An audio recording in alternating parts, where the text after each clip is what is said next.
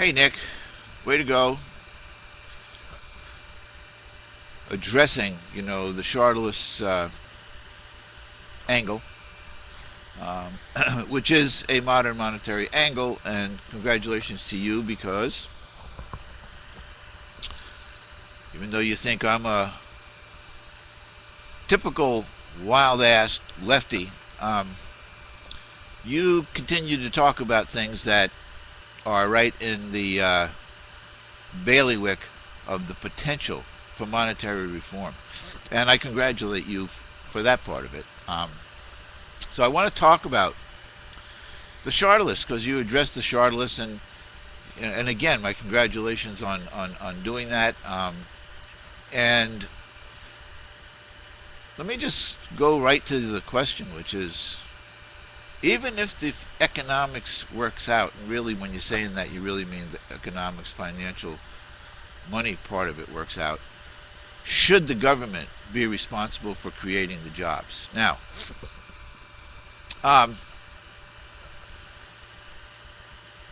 we're going to come out of this crisis, Nick, with the view that more needs to be done to manage, and some people think that we're just going to be able to regulate, don't do the don't do's, okay? But it's not. It's not going to be anywhere near enough, okay?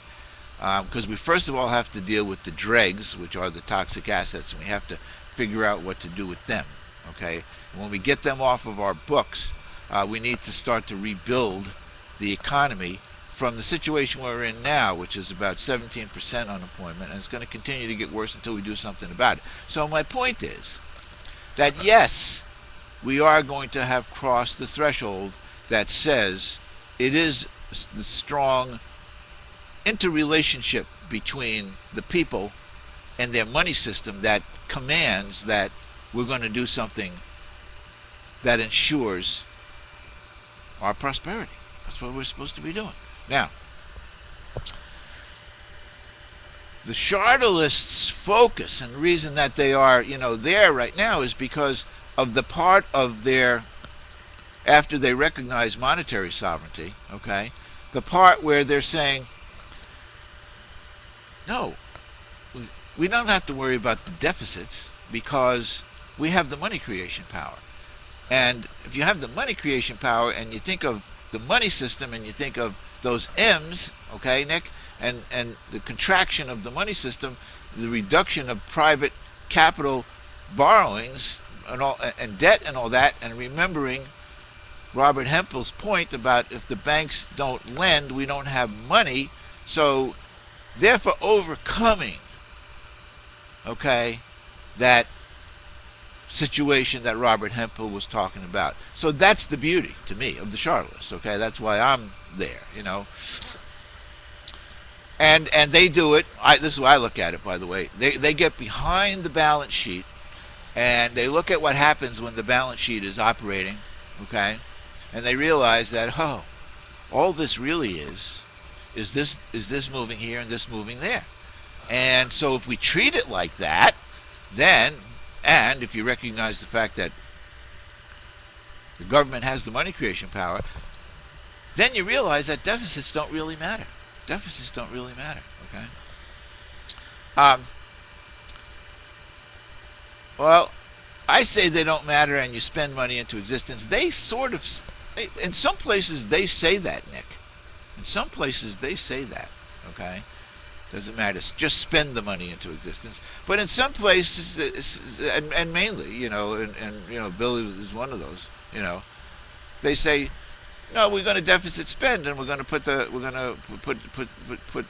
borrowings out there, and we're going to do that like that. But that doesn't matter because later on we're going to create enough money to pay all that stuff off. That's why it doesn't matter. And I say, why do it? Why do it? No reason to do it. They say there is a reason to do it, again, if you get behind there and you see how everything works, because they say the reason for doing it is to manage interest rate policy. That's the real way to manage interest rate policy. The government's in charge of issuing the debt and controlling the deficit and setting basically setting the rate for the borrowing because of how they manage it. Okay, I don't want to get into too much of that detail, but If they're able to do that, then they're able to actually control interest rate policy. They're actually able to set interest rates, within a hair. So that's their reason for doing it. I say, that's no reason for doing it. To set interest rate policy. What interest rate policy do you want to have? The real interest rate is zero. After that, somebody's going to take a risk and they're going to get a reward for it. And so why don't you just let that happen? Why does the government have to get in the way of that? So even though you think I'm the lefty, I'm totally for free enterprise after the money's created. So Nick.